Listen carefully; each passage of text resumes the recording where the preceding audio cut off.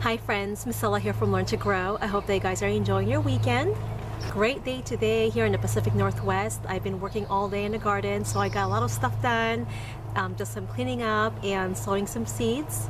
I've got a new trellis, if you can see that behind me. That's my Mother's Day present, so I'm very grateful and excited to use it. I'm going to take a quick tour of the garden and we'll show you what's growing and our plants. So let's take a walk. I'm going to start here right on the side of the house. So right here is the same strawberry patch that we planted about 2 years ago now. We started out with only 5 plants and look how much they have propagated. Lots of flowers too.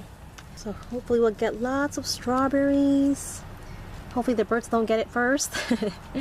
But strawberries propagate very easily by their runners. This is the most flowers that I've seen since we are in the 2nd year, so I think the plants are more established. So mother plant puts out these runners and they root themselves onto the ground. And that's how you get a new plant. Here's another runner. See some roots in there. So it's trying to find a place to root itself to the ground. This one. So I can actually cut this runner off and plant it into the ground and we'll grow another plant. The best way to propagate strawberries is by their runners. It's so much easier to grow than by seeds. And they can also grow them by the lateral crown. So when you uproot a strawberry plant, there's usually more than one plant, and that's called the lateral crowns. So you can actually divide this one plant, it looks like easily, into 2 or sometimes even more, 3 or 4 plants. As you can see, there's 1 plant here and 1 plant here already. This side we have some spearmint. Also started out with small plants. Now the mint family usually propagate by their runners as well, so they're very easy to grow and very prolific. Just love growing herbs throughout the garden. It can repel insect pests, but also so many great benefits. And these are columbine flowers. So pretty, one of my favorites. Okay, we're gonna go ahead and step in here. So this is all work in progress. So we're supposed to move the coop down this way. It's still up there for now, but for now we're gonna just leave everything as is because we already have the potatoes planted over there and they're already, established. So within about 2 months we'll be able to harvest some potatoes. I think I planted a combination of Yukon Gold, some reds, and I think even some purple ones in here. We have some chives here. The flowers are blooming now, so pretty. It's a great herb to have in the garden. You can eat the leaves as well as the flowers. Planted some potatoes in there as well. I think it's the fingerling type. They haven't sprouted yet. I actually just planted some more today. A few garlic volunteers. Over in this bed here are more strawberries. I think I've got a couple of varieties of strawberries here. I think the variety is quinault, and I think the other one might be everberry. So got some flowers in there as well. So we're on our 2nd year of planting these strawberries in the bed. Now this is another garden bed with lots of potatoes. I usually plant the potatoes here in partial sun because they do pretty well.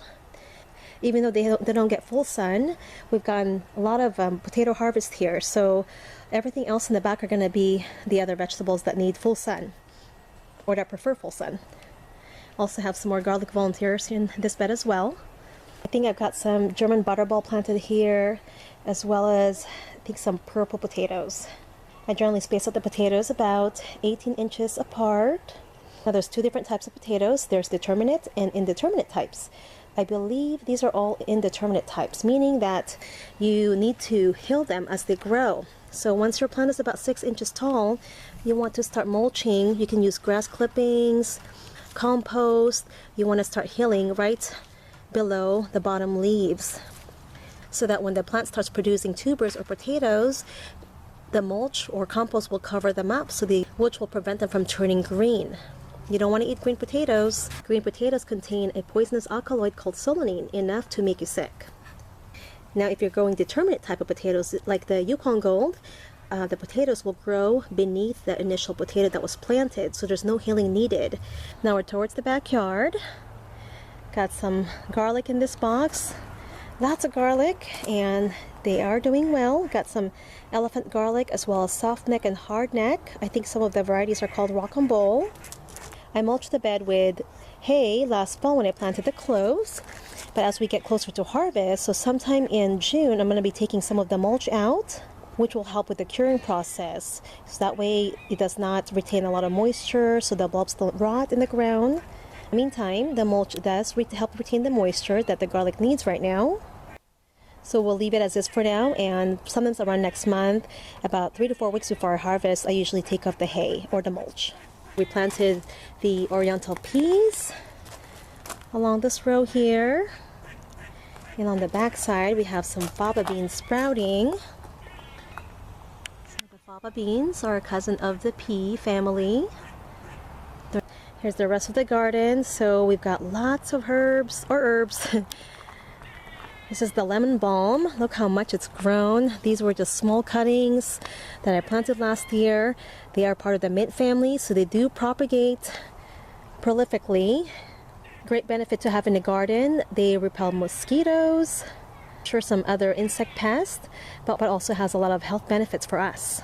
I've made some tinctures out of the lemon balm as well as tea. Or here's a small rosemary plant. I actually just transplanted this out of a small pot, so I hope it does well for me. So I hope we get lots of rosemary so I can dry them for later use. There is chocolate mint, so another mint plant. And same thing, I had to trim this back because they were actually spreading all over here. So I just cut them back. Now, and I'm not worried about trimming them back because they grow everywhere. They also put out the runners, so they're fairly easy to grow. I actually started out with a small, I think it was a plant in a 4-inch pot. That was, I believe, last year as well. So as you can see all the growth here. Here's our oregano. These were planted from, I think, 2 cuttings. So as you can see, it's grown a lot and it's doing really well. We put oregano in a lot of dishes, so it's a great herb to dry and store for later use. Some flowers, more lemon balm. This one's lavender. It's doing really well. It's gotten really big. It was another small plant. I think it was in a small 6-inch pot. I think the original size was this little plant here, but as you can see, it's already spread about 2 feet around. More lemon balm. I just like to plant this throughout the garden, which will help with repelling mosquitoes. Usually just crush a leaf or 2 and then I rub them on my arms. You can smell the strong lemon scent. More oregano right here. Now all these herbs along this row, oh, I think I missed a couple. These are all perennials, so they come back every year. They stay dormant or die back in the winter. They sprout back up in spring. So these are great herbs to grow. You don't have to replant them every year. I missed one here. These are sage plants. Looks like they're about to bloom as well. There's another one right there. Here are some more herbs here. I think these are thyme. I think this creeping oregano here. They're kind of small. Okay, over on this bed, I initially planted some leafy greens a few weeks ago. Now due to the hailstorm, a lot of them were damaged. So you can see some of them froze and died. I think I planted some mesclun mix here, so some leafy green mix. Also got some beets here. So you can see these are damaged here as well. So yeah, that was no fun. We had about an inch of hail on the ground. And I also have some potato volunteers, so I didn't pull them out. When I planted these, when I sowed these leafy greens, I think it was 3 weeks ago, these were already sprouting in the ground, so I just kind of left them as is. Got another one there. We had some potatoes here last year. I think it was Yukon Gold, some reds, and even some russets, and I probably didn't harvest all of them, so we have these volunteers. So I'm not sure what kind of potatoes these are. It could be Yukon or reds, because I know the russet was planted on the other side of the garden. Since I'm not sure if it's an indeterminate or determinate type of potato, I went ahead and start healing them. And I've been using some weeds that I pulled up from the garden. So they'll die back and dry up and break down over time and provide the plants with some nutrients. I also use grass clippings and sometimes some hay from the coop. If you're pulling weeds throughout the garden, you can use them to mulch your plants or mulch around your garden bed, or even use them to mulch around your other plants so they can retain moisture during the warmer months. Got more garlic. I think some of these are elephant garlic, and I think the rest are hardneck, even a few softneck. Now this one is already starting to put out the scape. I usually take these off, so you just snap them off. And you can eat this in salads or soups. They're pretty tasty. It's got a mild garlic flavor. And the reason why I do this is because I want the energy to focus on the bulb of the garlic instead of the flower blooming and going to seed. So that way you end up with a bigger bulb. I have experimented with this before. I actually let a elephant garlic bloom and I ended up with a smaller bulb compared to the ones where I took off the scape. So it's important to remove these right away when you see them. That way you end up with a bigger bulb and hopefully bigger cloves. So over here is our compost pile. So a lot of these are grass clippings as well as hay from the chicken poop. So there's lots of nitrogen in there. So we just kind of turn them, and it's been raining, so the rain helps breaking down all this organic matter, and we've been getting a lot of healthy soil from this. Lots of worms in there, so it's perfect. This one here is a gift from my family. My husband built this new garden box and trellis. We're going to be planting some warm crops such as cucumbers, beans. Going to also try watermelon for the first time. I hope they do well. We get full sun here. We're facing south. And we're also going to grow these little decorative pumpkins called Jack Be Little, the white ones and the orange ones. My kids really wanted to grow that this year because they're fun to decorate for Halloween or during the fall. So here are a couple more smaller garden boxes. We've got some wood here as an anchor to support the trellis. I just sowed some calendula or marigold seeds along this side of the garden box as well as in the boxes, and also some basil seeds.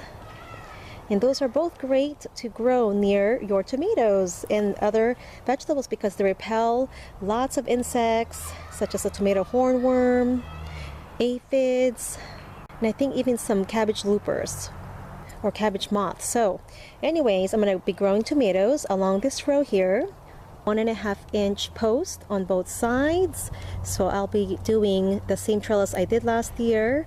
So it's just going to be some twine which will support the tomatoes on the ground, which I kind of weave back and forth to support both sides of the plants.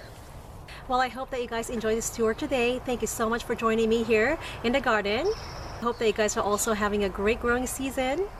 Would like to know what you're growing in your garden, so go ahead and leave a comment below. I hope that you guys enjoy the rest of your week. Happy gardening!